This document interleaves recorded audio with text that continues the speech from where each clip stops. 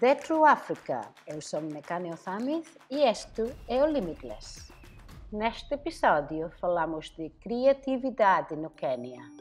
E eu, a certa altura, fui falar com a produtora e disse: eu sei que estamos a ter dificuldades com os guiões, já estou neste programa há tempo suficiente, acho que posso escrever. E ela disse: tens a certeza? Então mostra-me o que tens. Acho que este é um momento muito emocionante para o cinema queniano e o mundo deve ficar atento. Estar nestes palcos globais e poder lutar por recursos, por formação, para produzir, para criar emprego na minha terra, é muito, muito importante para mim. Não é apenas uma viagem, eu tenho uma visão para o meu país. Bem-vindos ao Limitless Africa em português. Eu sou a Nekane Othamith, produtora da série e vossa anfitriã em alguns episódios deste podcast que faz as perguntas pertinentes à África. No Limitless Africa, damos às pessoas incríveis que estão a moldar o continente africano o tempo e o espaço para realmente expressarem as suas opiniões. O podcast Limitless é patrocinado pelo Departamento de Estado dos Estados Unidos de América e pela Fundação Simfire. O Quênia há muito que é um foco de criatividade, mas agora está a destacar-se no palco global. Pensem na atriz vencedora do Oscar, Lupita Nyong'o. Ela participou em Pantera Negra e Star Wars. E no cenário local, as indústrias criativas também são muito importantes. Elas contribuem com 5% para o PIB nacional.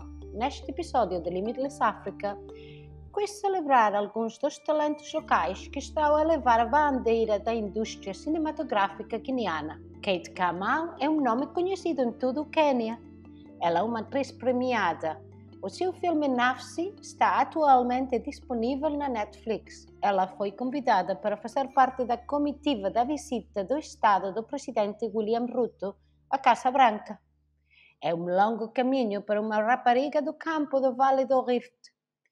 Aqui está a nossa conversa. Queríamos começar pela sua infância e gostaríamos que nos contasse um pouco sobre como cresceu. Eu nasci no campo, sou uma rapariga típica do campo, do lado do Rift Valley do Quênia. Então não cresceu em Nairobi? Não. Então, sou uma rapariga típica do campo que se mudou para a cidade. Fui criada pela minha avó porque a minha mãe teve muito nova, estava ainda na escola, então a minha avó tomou conta de mim. E como decidiu, a partir de uma pequena aldeia, que queria ser atriz? Bem, para ser honesta, eu não sabia o que era ser atriz porque nós não tínhamos televisão. A sério? Não tinham televisão? A sério, a primeira vez que tivemos uma, eu tinha 10 anos, mas eu era muito ativa na igreja a fazer poemas com os outros jovens na igreja, então pensei que podia dizer que havia algo diferente. Tenho qualquer coisa diferente em mim desde pequena, mas não sabia o que era. Mas neste momento tem um papel principal na indústria cinematográfica do Quênia. Como é que entrou na indústria? Bom, na escola secundária, tal como disse, eu era excelente no drama. E então a minha prima ganhou uma oportunidade num programa de televisão e eu lembro-me de ela dizer: eu sei que isto é a tua onda, espero que tenhas uma oportunidade. E eu fui a audições. Na verdade não fiz a audição. Havia um papel, uma figuração e eles queriam alguém que dançasse. E eu sei dançar. Ou podia dançar. Podia dançar? Não pode mais. Idade, Nekane, idade. Portanto, entrei no programa como figurante e o produtor e o guionista repararam em mim e eles quiseram dar-me umas deixas e então foram umas deixas e mais tarde mais episódios e mais tarde eu era a principal, ou quase a personagem principal do programa. Uau! E não estava à espera que isto acontecesse tão rápido? Eu não esperava que acontecesse tão rápido. Eu era uma meia adolescente na altura, a atravessar uma depressão e isto foi uma bênção. Uau! Uma mãe adolescente atravessar uma depressão e tornar-se uma atriz num programa de televisão com grande audiência. Mas agora está também num filme de sucesso da Netflix chamado Nafsi.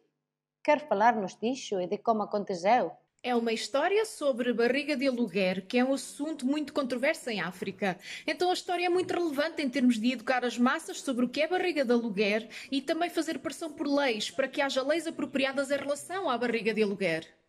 Isto é um assunto pelo qual te me interessa pessoalmente? Para dizer a verdade, eu também não percebia muito. Precisei de um filme para entrar a fundo neste assunto e perceber o que significa barriga de aluguer e o que as pessoas passam durante o processo. Por que acha que as pessoas se identificaram com Nafsi em particular? Foi uma história autêntica. O guionista Ruben Odanga aprofundou muito e ele fez uma operação de pesquisa antes das filmagens, onde nos envolvemos também e pudemos contar a história de forma autêntica. Certo. E qual é a sua visão para as indústrias criativas em África? E o papel que pode desempenhar a expansão do poder e da influência dos africanos nas indústrias criativas? Quanto a mim, sou apaixonada por género feminino e por promover a voz feminina queniana no espectro global do cinema. Para mim, isso é muito, muito importante, porque sinto que ainda falta essa representação. Não vemos muitas mulheres como realizadoras, guionistas, sabe, nos bastidores, e às vezes isso é simplesmente falta de informação. As pessoas no meu país só pensam em cinema e televisão como estar à frente das câmaras, mas há tantas outras oportunidades de emprego nos bastidores. Para mim, o meu sonho é... Eu estou agora a mudar para a produção e é por isso que estar nestes palcos globais e poder lutar por recursos, por formação, sabe, para produzir, para criar emprego na minha terra é muito, muito importante para mim. Não é apenas uma viagem, eu tenho uma visão para o meu país. Ida Alicia é outra atriz queniana que esteve na visita de Estado. Ela participa em Click Click Bang, que está atualmente disponível na Netflix. Ela participou como a Kate em Mother-in-Law. Tal como a Kate, começou como figurante, mas rapidamente progrediu para papéis maiores e melhores, incluindo a escrever roteiros para televisão. Aqui está a nossa conversa.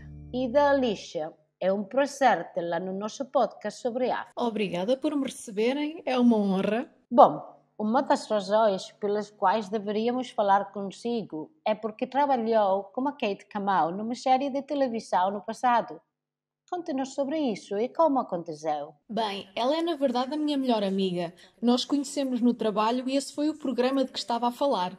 O programa chamava-se Mother-in-Law. Sim, e eu apareci e fiz a audição. E a Kate tinha um papel importante nesse programa. Ela nunca me tinha visto antes, mas porque eu estava a representar com ela, fizemos uma cena juntas, ela disse ao produtor, sim, é ela, e o meu papel era suposto ser apenas uma figuração. Certo. Mas eu arrasei, e o produtor disse, sabes que mais, vamos torná-la permanente. O papel foi facilmente ajustado, por isso eles garantiram que eu fizesse parte do elenco principal em vez de apenas figuração. Então sim, foi assim que consegui o meu primeiro programa na televisão. Foi então uma boa experiência para si estar nesse programa? Foi uma experiência muito boa. Por quê? Antes de mais, acho que este elenco não era um elenco qualquer. Nós não éramos apenas colegas de trabalho. A nossa produtora era mulher, sim, então ela dirigia este programa como se fosse a sua própria casa. Não havia conflitos nem favoritismo. Todos eram tratados da mesma maneira. Por isso, parecia mais uma relação íntima de família do que apenas uma relação de trabalho. E isso ajudou-me a construir a minha marca como pessoa, ao entender as coisas que realmente importam, certo? O respeito pelo trabalho e o respeito pelos colegas. O que sabe, eu sei que existe noutros programas, mas neste era quase incutido em si, assim que se juntava ao elenco. Quando começou como figurante, depois foi considerada como alguém com muito potencial e talento e acabou por tornar-se uma presença regular na série. Também pensou que podia desempenhar um papel maior na produção? De modo geral, não. Naquele momento eu estava apenas entusiasmada por conseguir um trabalho. Sabe, eu achava que estava a entrar para um papel de figurante. Eles gostaram de mim o suficiente e decidiram que eu ficaria a fazer parte do elenco principal. Sim, parte do elenco principal. Eu não previa uma grande oportunidade ali, mas acabei por começar a escrever, a fazer guiões para o programa.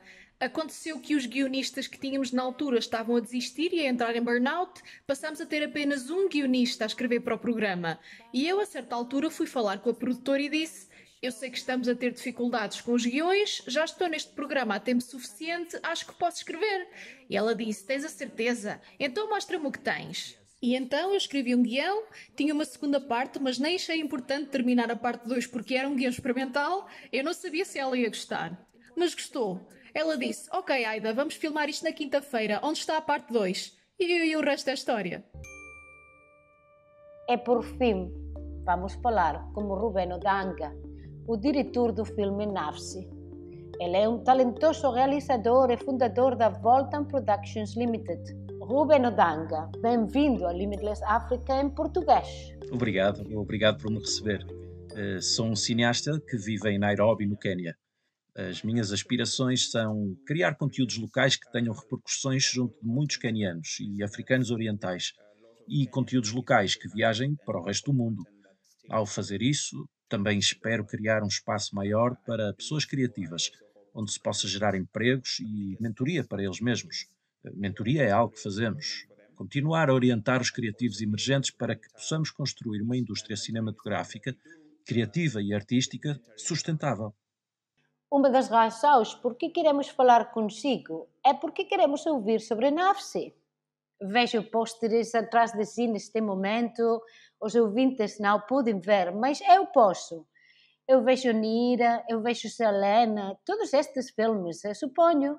Séries também nas quais esteve envolvido. Um dos que consigo ver agora é Nafsi. Então, o que é o Nafsi e por que é tão popular? Nafsi foi muito popular nesta região e também na plataforma, porque acho que foi uma história que ressoou muito bem com o público queniano, o público da classe média queniana, e também foi um espelho de quem somos como quenianos. Pela primeira vez, depois de muito tempo, os quenianos sentiram que estavam a assistir a uma história com personagens com os quais se podiam rapidamente identificar. Falou-nos um pouco sobre o que queria alcançar e sobre as suas aspirações. Queremos também ouvir alguns dos seus maiores desafios e oportunidades enquanto realizador a trabalhar no Quênia nos dias de hoje. Os nossos desafios sempre foram dois. Um é o capital e o financiamento. Estamos quase a superar isso, mas o nosso maior desafio tem sido a distribuição, porque a distribuição ajuda a recuperar o capital e então é possível investir no próximo projeto. Qual é o seu próximo projeto na indústria cinematográfica? Estou a trabalhar em vários projetos. Tenho um projeto que será lançado na Netflix, possivelmente em agosto. É uma série de TV, chama-se Mofire, e basicamente tem como alvo os jovens adultos. E também temos Nafsi 2 em progresso, que esperamos iniciar a produção em fevereiro ou março do próximo ano. Vai manter o mesmo elenco? Sim, com certeza. Quer dizer, estamos a manter o mesmo elenco. Nafsi foi mais como um filme de impacto, sabes? O tipo de filmes em que diretores como Ava DuVernay trabalham.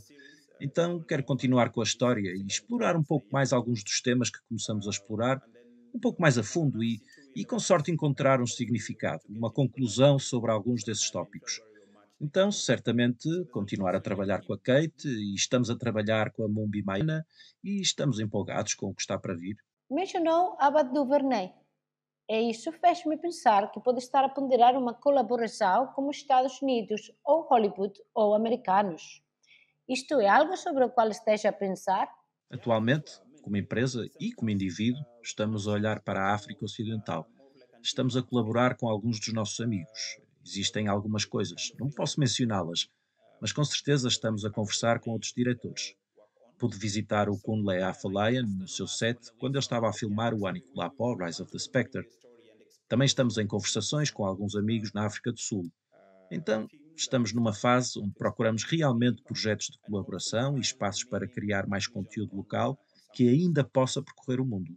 Isso é maravilhoso. Na verdade, entrevistei o Kule há algumas semanas. Ele falou também sobre o seu projeto Anikulapo. É engraçado que vocês já estejam em contato e a pensar em colaborar. Bem, queremos desejar-lhe o melhor. Alguma reflexão final que queira partilhar com os nossos ouvintes? Acho que é um momento muito emocionante para o cinema queniano e o mundo deve ficar atento. Lindo. Desejo-lhe o melhor. Foi um grande prazer falar consigo, Rubén. Agradecemos a todos os nossos convidados por nos oferecerem um vislumbre do crescente setor criativo no Quênia, por falarem sobre os bons e maus momentos. Elas têm sucesso através de trabalho árduo e talento, mas também pela solidariedade e apoio mútuo. Mal posso esperar para ver o que vão fazer a seguir. Temos estado a ouvir o Limitless. Suscrevam-se na Apple ou Spotify ou na vossa plataforma de podcast preferida para garantir que não perdem nenhum episódio. Usem o hashtag LimitlessAfricaPortuguês para nos encontrar. O podcast Limitless é uma produção da True Africa. E como sempre, agradecemos aos nossos patrocinadores, o Departamento de Estado dos Estados Unidos da América e a Fundação Simfire.